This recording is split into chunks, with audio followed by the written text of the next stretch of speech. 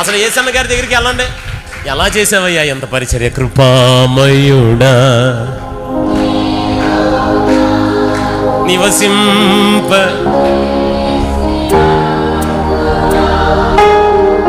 మళ్ళీ అడగండి, ఎక్కడదయ్యా ఈ సంవత్సరం కూడా ఎదిగిపోయావు? కృపలను ఆయుష్కాలమంతా కృతజ్ఞతతో స్తుతింతున్. ఎక్కడదయ్యా, ఏంటయ్యా అసలు ఎలా ఎదిగిపోతున్నావు? నీకు మాట చెప్పేవాడు కదా, పాట రా. శాశ్వత కృపను కానుకానైతిని.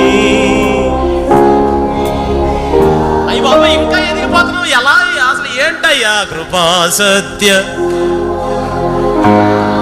సర్వలోకానికే చక్రవర్తి.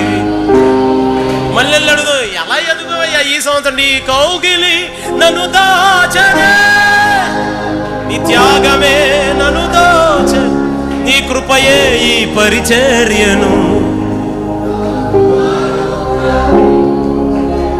ఎలా చేస్తున్నావయ్యా అసలు ఏంటయ్యా అసలు ఈ పరిచర్య? ఊహించలేనే కోపించుచునే.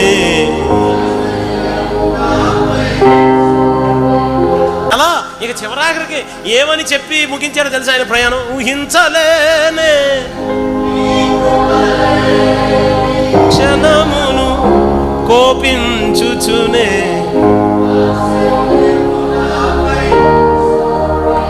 ఆఖరి మాట కాదే, లోక మర్యాదలు గతించిపోవునే, ఆత్మీయులతో అక్షయానుబంధం అనుగ్రహించి అందుకే